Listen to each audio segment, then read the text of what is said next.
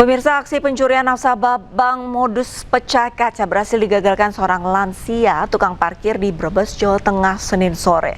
Dua pelaku yang panik karena teriakan tukang parkir kabur uang tunai senilai 3,8 miliar akhirnya berhasil diamankan.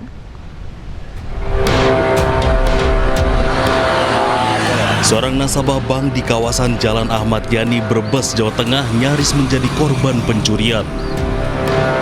Dua orang dengan mengendarai motor memecah kaca mobil korban dan berusaha mengambil uang 3,6 miliar rupiah yang disimpan di mobilnya.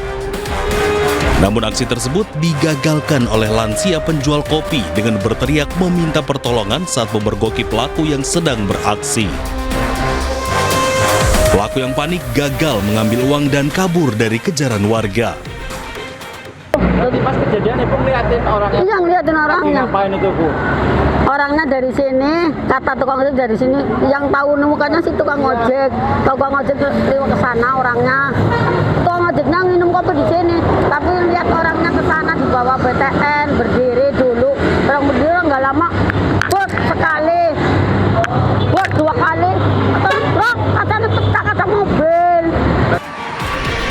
Unit reaksi cepat Satreskrim Polres Brebes mendatangi lokasi untuk melakukan olah tempat kejadian perkara serta meminta keterangan dari korban dan para saksi.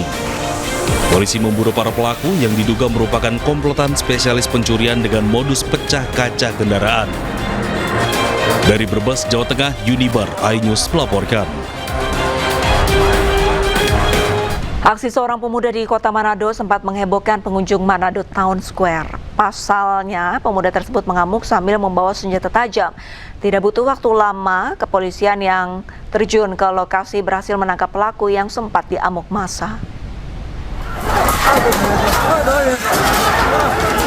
Pengunjung Manado Town Square panik dan heboh berlarian karena terdapat seorang pemuda bertelanjang dada masuk mal sambil mengamuk dengan membawa dua senjata tajam di kedua tangannya. Pengunjung pun bergerak cepat membantu petugas keamanan dengan juga membawa kursi bahkan tangga aluminium agar dapat menghentikan pergerakan pemuda tersebut.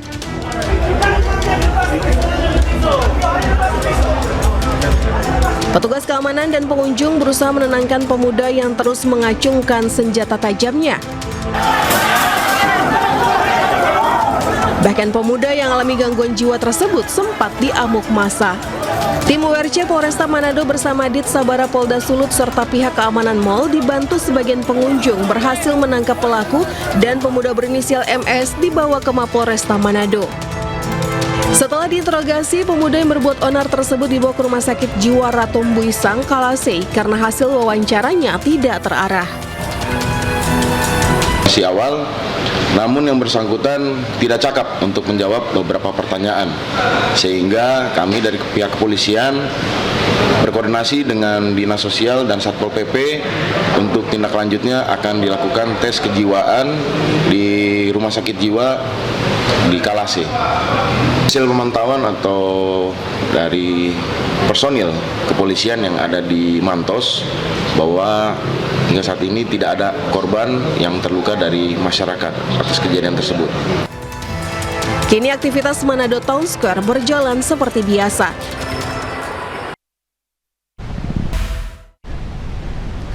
Forum diskusi publik yang digelar di UGM dihadiri Kepala BPN Nusron Wahid, Wakil Menteri Pertanian Sudaryono, dan Kepala BP Taskin Budiman Sujatmiko diwarnai ketegangan. Situasi memanas setelah sejumlah mahasiswa tiba-tiba merangsek naik ke atas panggung. Lah kamu masuk, ya udah usah. Oke. Suasana diskusi di Atrium Joglo Gelanggang Inovasi dan Kreativitas Universitas Gadjah Mada memanas. Acara itu dihadiri oleh 3 anggota Kabinet Merah Putih, yakni Menteri ATR BPN Nusron Wahid, Wakil Menteri Pertanian Sudaryono, dan Kepala BP Taskin Budiman Sujatmiko. Dalam diskusi itu, sejumlah mahasiswa menyampaikan kritik terkait isu pertanahan, dugaan penggusuran, kenaikan harga BBM non-subsidi, hingga sejumlah permasalahan yang terjadi di tanah air. Namun di tengah forum yang sudah berjalan sekitar 30-40 menit, tiba-tiba suasana memanas dan tidak kondusif, sehingga acara pun dibubarkan. Wakil Menteri Pertanian Sudaryono memberikan klarifikasi terkait insiden yang terjadi dalam diskusi tersebut. Menurutnya, sejak awal ia dan para narasumber membuka ruang seluas-luasnya bagi mahasiswa untuk bertanya maupun mengkritik kebijakan pemerintah. Saya, Pak Nusron dan Pak Budiman ya, hari ini kan kita mencoba untuk bisa berdialog dengan semua pihak, khususnya pihak kampus, dan kami datang ke UGM ya, dan sudah direncanakan lama. Kemudian juga kita sudah izin dengan pihak UGM-nya, pihak berwenangnya, dan ini bukan event yang pertama. Kemudian ya kita jelaskan, intinya adalah kami bertiga hadir untuk secara demokratis kita berdiskusi, ditanya apa aja nggak ada masalah. Kita ditanya apa aja nggak ada masalah, dihadiri kayak apa aja kita oke, nggak ada masalah. Jadi kita udah jalan, bagus, kemudian ya ada diskusi di situ gitu. Nah kemudian ada sekelompok orang kemudian mengganggu dan tidak menginginkan adanya dialog itu. Para narasumber juga menyampaikan permohonan maaf kepada mahasiswa yang hadir dengan niat berdiskusi namun tidak dapat mengikuti forum secara optimal akibat situasi yang terjadi. Tim Liputan iNews melaporkan.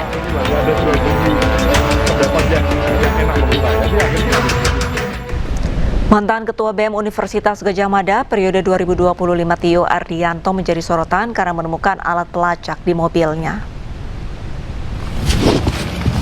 Ini ya? Ya, betul. Wah. Teman-teman sekalian, bisa dilihat, ini adalah alat pelacak yang namanya PBX Finder. Saya tahu ini karena muncul di notifikasi ponsel saya. Kemudian tadi kita cari dan kita temukan alat pelacak ini ada di bawah kendaraan. Video yang diunggah mantan Ketua BEM Universitas Gadjah Mada periode 2025 Tio Ardianto viral di media sosial. Dalam video ini, Tio memperlihatkan terdapat benda hitam yang menempel pada rangka bawah kendaraannya yang diketahui PBX Finder. Tio mencari alat tersebut usai muncul notifikasi bahwa ada PBX Finder yang bergerak bersamanya. Diketahui PBX Finder ialah GPS mobil untuk rental mobil yang berfungsi memantau lokasi real time guna mencegah pencurian dan terkait aturan batas wilayah.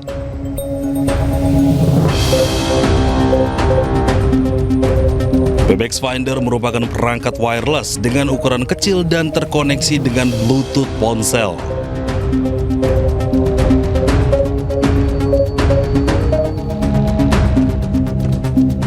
PBX Finder merupakan kategori GPS portable, memiliki kartu GSM dan mampu melacak dalam jarak ribuan kilometer dengan deviasi atau ketidakakuratan jarak kurang lebih 5 hingga 20 meter. Alat ini dapat mengirimkan sinyal GPS selama terhubung dengan jaringan seluler atau satelit dan memiliki kekuatan baterai hingga 30 hari.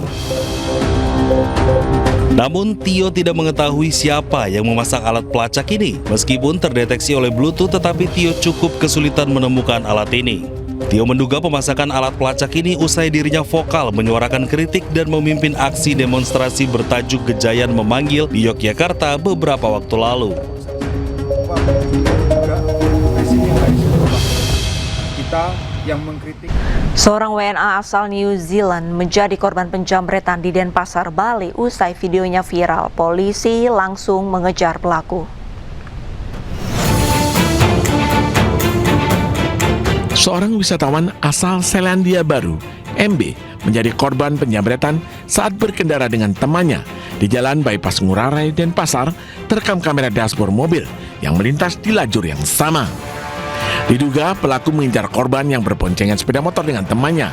Saat korban menggunakan telepon seluler melihat Gmap, pelaku langsung memepet, merampas ponsel korban dan kabur tancap gas di tengah keramaian lalu lintas yang menghubungkan kota Denpasar dan Nusa Dua, Bali.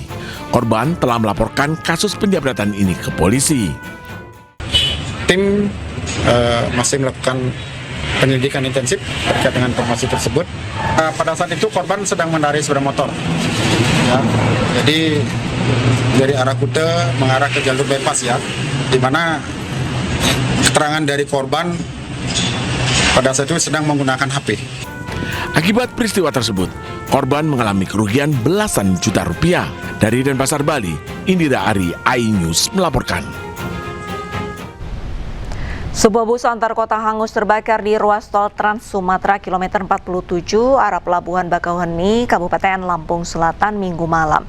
Kebakaran diduga dipicu gesekan kampas rem yang menimbulkan panas berlebih.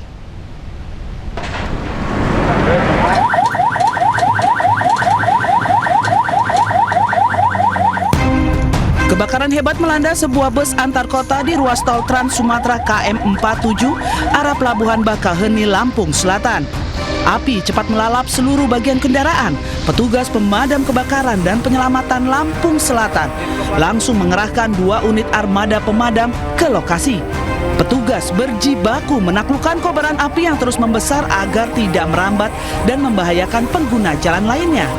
Setelah 1 jam lebih, api akhirnya berhasil dipadamkan. Kebakaran diduga berawal dari panas berlebih akibat gesekan kampas rem yang kemudian memicu munculnya api pada bagian kendaraan. Beruntung seluruh penumpang dan awak bus berhasil menyelamatkan diri.